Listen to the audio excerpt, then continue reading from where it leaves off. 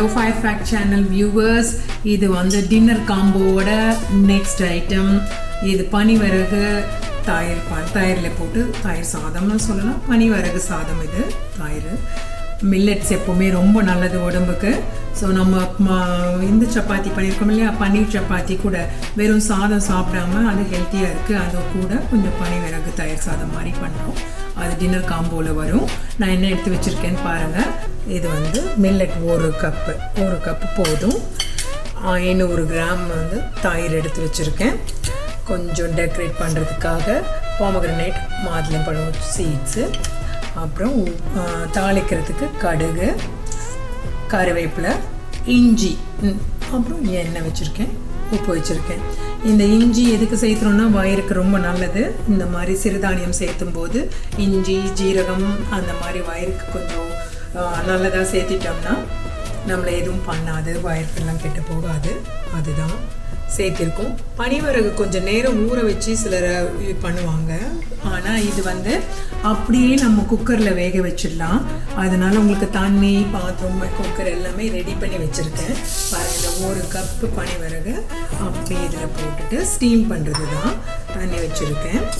தண்ணி வந்து 1 டம்ளர், அதே அளவு 1 டம்ளர் அளவு, 1 டம்ளர், 2 டம்ளர், 3 டம்ளர் தண்ணி இதுக்கு விட்டுருக்கேன். 3 டம்ளர் தண்ணி வச்சு குக்கரில் ஸ்டீம் பண்ண போகிறோம். இது 3 சத்தம் வரணுங்க. அப்போ தான் இது நல்லா வெந்திருக்கும். ஒன்ஸ் இது ரெடி ஆனதுக்கப்புறம் அந்த எண்டு ப்ராடக்டை பார்ப்பீங்க. அதுக்குள்ளே வச்சிடுறேன். அவ்வளோதான். ஸ்டீம் பண்ணுறதுக்கு நல்லா ஃபுல்லாகவே வச்சிடலாம். 3 விசில் சத்தம் வரணும். பனிவரகு வெந்ததுக்கப்புறம் இந்த இன்க்ரீடியன்ட்ஸ் எல்லாம் வச்சுருக்கதை சேர்த்துலாம்.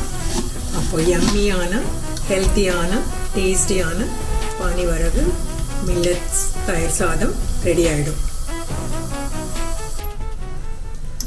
பாருங்க, பனிவரகு அழகாக வெந்து ரெடி ஆகிடுச்சு. நம்ம ஊற வைக்கல, எதுவுமே இல்லை.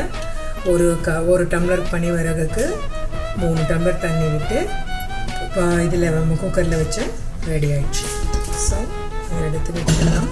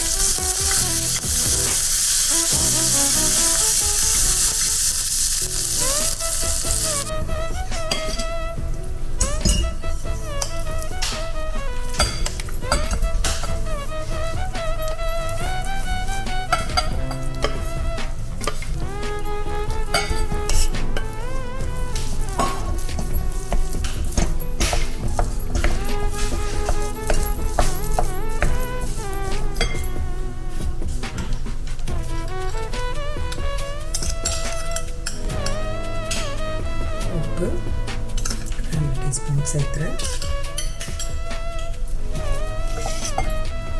தயிர் 500 கிராம் எடுத்து வைக்க சொல்லுங்க.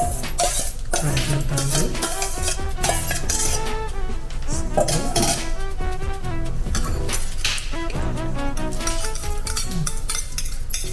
தாளிச்சதும் சேர்த்துடுறேன்.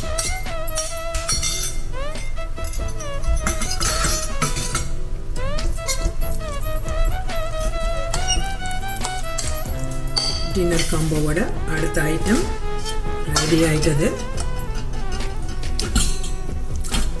மிகுந்த சத்தான, டேஸ்டியான, ரொம்ப சீக்கிரமாக செய்யக்கூடிய பனிவரகு தயிர் சாதம். அந்த டாப்பில் பொங்கல் போட்டுவிட்டேன். குழந்தைங்க ஆசையாக எடுத்து சாப்பிடுவாங்க. பெரியவங்க எல்லாருக்கும் ரொம்ப ரொம்ப சத்தான ஒரு ஐட்டம்ங்க. எப்போ இது தனியாக கூட செய்து சாப்பிட்டுக்கலாம். ஆனால் நம்ம காம்போவோடு இது வரப்போகுது.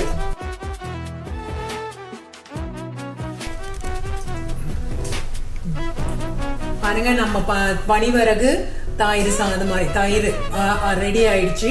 இது ஒரு 100 கிராம் பனிவரகுல பார்த்தீங்கன்னா ஒரு 9.8 கிராம் வந்து புரோட்டீன் இருக்குது. இது ஃபைபர் நிறைய இருக்குது. லெசிட்டின்ட்டு ஒரு ஸ்பெஷலான ஒரு இது கூட விட்டமின் கூட இருக்குது. அது நரம்புக்கும் மூளை வளர்ச்சிக்கும் ரொம்ப நல்லது. டயபெட்டிக் பீப்புளுக்கு இது ரொம்ப ரொம்ப நல்லதுங்க. சிறந்த உணவு இது. அதனால நீங்கள் இது தயிர் சேர்த்து சாப்பிடும்போது வயிறுக்கும் ரொம்ப நல்லது.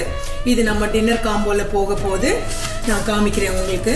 ஸோ எல்லா சத்தான பொருளும் இருக்கிற மாதிரி டின்னர் காம்போ ரெடி ஆயிருக்கு. ஓகே,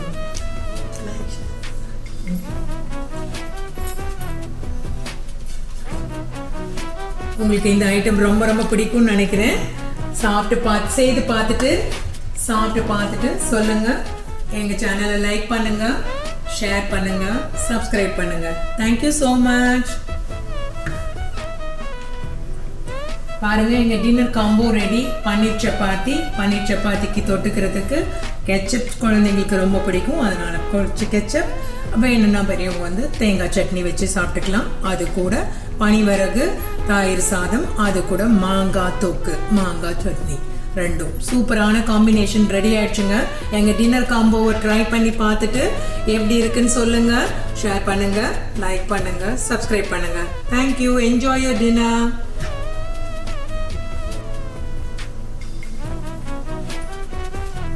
பாருங்க, எங்க டின்னர் காம்போ ரெடி ஆயிடுச்சு.